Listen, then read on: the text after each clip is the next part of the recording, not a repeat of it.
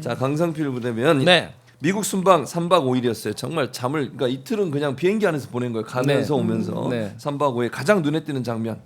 저는 대통령께서 네. 그 유엔 총회 진행을 딱 맡으시면서 안보리 주제를 네, 딱 이렇게 안보리. 하는 걸 보면서 아 대한민국의 어떤 정말로 외교의 정상화가 이제 드디어 복원이 됐구나라고 생각을 하고 네. 정말 또 우리 대한민국 대통령으로서 저렇게 당당하게 어떤 세계 무대에서 발언을 하는 모습, 주제를 하는 모습을 보면서 정말 윤석열 때와는 잘났다. 윤석열 할 줄 아는 게 껌뻑껌뻑 하다가 뭐 노래나 한 자리 하고 온 거 아니겠습니까? 네. 그리고 이제 저런 어떤 그 세계 무대에서 이재명 대통령 특유의 어떤 스킨십으로 다른 해외 정상들과의 관계를 가져가는 거. 그리고 사실 뭘 알아야 또 말도 합니다. 근데 이제 전직 대통령과 비교했을 때는 확실히 차이 나는 모습인 거고 네. 이제 아쉬운 점은 네. 지금 이제 국내 정치가 상당히 네. 어수선해 가지고 저런 이재명 대통령의 해외 순방에서 있었던 일들에 대해서 지금 제대로 보도가 되지 않은 것에 대해서 저는 상당히 아쉽게 생각하고 네. 이 부분에 있어서 우리 오마이 TV가 상당히 노력하셔야 된다. 이런 말씀 드리고 싶습니다. 오마이 TV가? 네. 이거는 보도를 모든 출연자 의견과 다른 열심히 하셔야 돼요. 어디 열심히? 종편은 종편 열심히 해야죠. 저 열심히 하고 있잖아요. 아니 본인이 나가서 하는 게 문제가 아니라 네, 네. 종편의 이 관련된 보도 내용은 어떻게 생각하세요? 그러니까 이제는 이제 안 물어봐도 말을 해야 된다. 이재명 대통령이 해외 순방에 대해서 안 물어봐도 우리는 그냥 답변을 해야 된다 스스로 그렇게 생각을 하고 근데 있습니다. 진짜 온도차가 큰 게 네, 전 네. 정권이었으면 그 출국부터 시작해갖고 거의 생중계하듯이 해갖고 막 종편이 뭐 영웅 그랬을 나가듯이 이렇게 맞아요. 포장을 해줬는데 사실 이번 외교 성과가 이렇게 큼에도 불구하고 사실 전혀 좀 안 하고 있어요. 예, 그냥 단신 처리하거나 그냥 그랬다 그냥 이렇게 드라이하게 넘어가는 걸 보면 이거는 그 언론이 다루는 온도차가 너무 심하다 이런 부분도 있고 사실 저는 가서 이제 이재명 대통령이 시장 때부터 계속 그 소통을 중시를 하고 라이브를 중시를 했다 보니까 네. 거기서 나오는 짬에서 나오는 바이브가 멋있었던 게 특히 그 금융인들과의 대화에서 선진국지에서 편입해야 된다고 하면서 그 능청스럽게 하는 것도 저는 그게 다 준비되어 있다고 생각을 하는데 그런 식으로 어필을 함으로써 우리나라의 이 국익에 조금이라도 이득을 얻으려고 하는 그런 걸 보면서 네. 저게 진짜 영업사원 1호다. 맞아요. 저게 진짜 대통령이다라는 생각을 하게 됐습니다. 네, 뉴욕 증권거래소 방문한 장면이죠. 예, 네. 월가 증권거래소 저도 저 장면이 되게 인상적이었는데 처음에는 저도 그게 우리나라랑 시간대가 맞아서 저녁에 우리나라에도 생방송이 됐어요. 그래서 보다 보니까 뭐가 대본이 있겠지 했는데 끝까지 안 보시고 25분 무대본으로 투자 설명회를 한국을 아이아라는 뭐 이런 컨셉이었는데 정말 설명을 너무 잘해서 거기에서도 굉장히 반응이 좋았어요. 뭐 그리고 막 약간 농담으로 뭐 모건 스탠리 잘 부탁해요. 뭐 이런 맞아요. 애드립도 치시고 네. 그래서 진짜 그 전에 그 어떤 대통령은 영업사원 1호라고 해서 우리 나라를 팔아먹고 있었잖아요. 다니고 있었는데 네. 우리 이재명 대통령은 우리나라 주가가 이제 PBR이 1이 안 될 왔다 갔다 할 정도로 굉장히 저평가돼 있는데 이거는 아주 후진 그 개발도상국 정도의 네. 수준이다. 근데 사실 한국이 잠재력은 무한한데 본인이 우리 정부가 무조건 모든 걸 다 개선하겠다. 이 자본시장을 활성화하게 하기 위해서 그런 식으로 의지를 가지고 금융인들에게 한국 정부의 입장과 대통령의 비전 이런 걸 하면서 한국 진짜 너네 투자할 만한 나라다 이런 걸 얘기하는데 저도 투자하고 싶더라고요 진짜. 예. 강성필 대변인 IR이 뭔지 아십니까? 아니요. IR, 네. IR 얘기하셨잖아요. 네. 예, 그 홍보하는 거죠. 이제 네. 나라 그 보통은 이제 네. 증권사 뭐 애널리스트나 릴레이션십인가? 그렇죠, 그렇죠. 맞아요. 뒤에는 앞에는 예. 뭐 같아? I는 아이. 뒤가 릴레이션은 맞아요. 예. 인터내셔널? 인터내셔널 릴레이션 이너서 이너?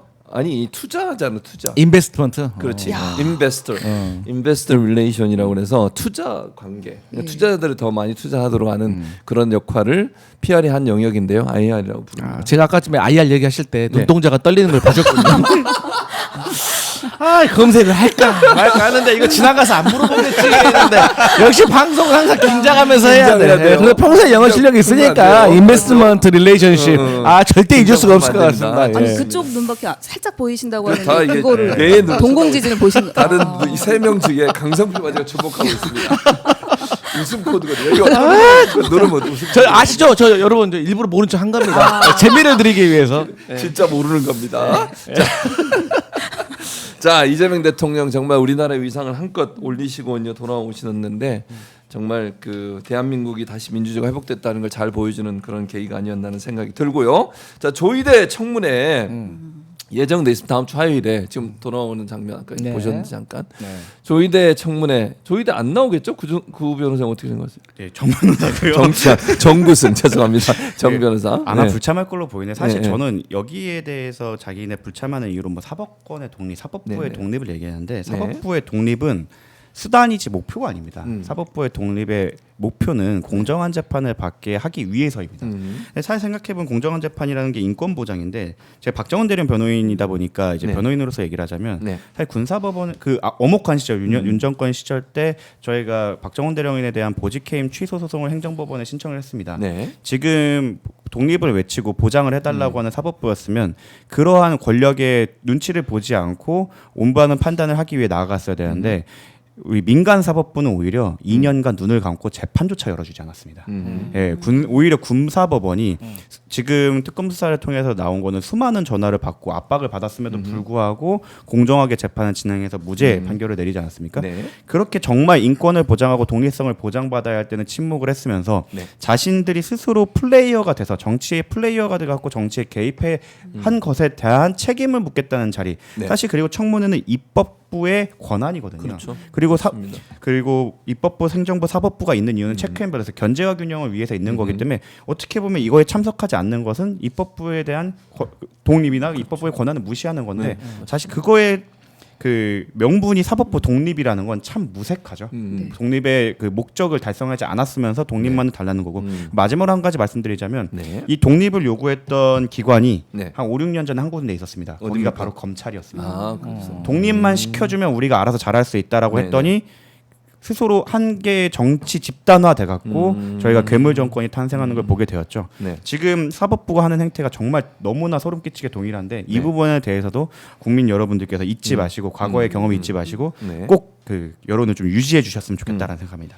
네. 자, 홍 의원님 어떻게 보세요? 그 입장을 이틀 전에 밝혔어요. 네. 그 이틀 전에 25일에 신임법관 임명식에 참석해서 이제 두 가지 말을 했는데 첫 번째는 뭐 여러 가지 했지만 제가 본 법관이 주권자인 국민에 대한 봉사자임을 잊지 말아야 된다. 네. 유체이탈화법으로 이렇게 당부를 했는데 맞아요. 그랬다면 국민의 대표인 국회에서 부르는 청문회에 나오셔서 이 입장을 밝히셔야 되는 거 아닙니까? 네, 왜 그렇죠. 그렇게 파기환송을 했는지 또 뭐 직위원 부장판사가 그렇게 했을 때 왜 가만히 있었는지 뭐 문제를 삼았어야 되는데 그런 부분에 대해서 그런데 또 하나 더 있어요. 뭐라고 했냐면 세종대왕의 맞아요. 말씀을 인용을 인용하고 했죠. 했는데 세종대왕님이 실제로 언급했던 네. 내용을 다시 들려드리고 싶어요. 뭐라고 하셨냐면 네. 판결서를 빨리 만들지 말라라고 하셨어요. 그런데 그 부분은 쏙 빼놓고 네. 본인이 유리한 부분만 딱 인용을 하셨는데 그 참석했던 신임 법관들이 만약에 이런 걸 팩트를 알았다면 아는 분도 계시겠죠. 그 7만 페이지 사건을 9일 만에 그렇게 바로 3심 선고를 해버린 그 분이 세종대왕을 언급할 자격이 있으신지 그 국회에 나오셔서 왜 그랬는지를 좀 밝혀주셔야 좀 국민들께서 납득을 하시지 않을까. 근데 세종대왕님도 네. 영모죄에 대해서는 단호하게 대처하셨을 거예요. 조선시대 아니었습니까? 내란은 영모고 반란인데 그러니까. 내란죄에 대해서 세종대왕님도 엄청나게 단호하게 하셨을 건데 당연하지. 반대로 이거는 하셨네요. 그러니까. 잘못된 비유죠. 근데 저는 네. 조이대한테 한번 물어보고 싶어요. 뭘 묻고 자꾸 이제 뭐 세종대왕 얘기하고 뭐 네네. 헌법과 법률 얘기하는데 네. 정말 당신은 헌법과 법률에 의해서 정말 이 과거 이재명 후보에 대해서 네. 정말 그 파기 환송과 관련해서 한 점 부끄러움이 없고 그 두려움이 없는지 사실 앞서서 말씀드렸지만 우리가 윤 정권에서 이상민이나 한덕수나 얼마나 많은 정말 불법을 저질렀고 네. 근데 그 이후에 계엄 이후에도 사실 증거가 나오지 않으니까 끝까지 거짓말을 했습니다.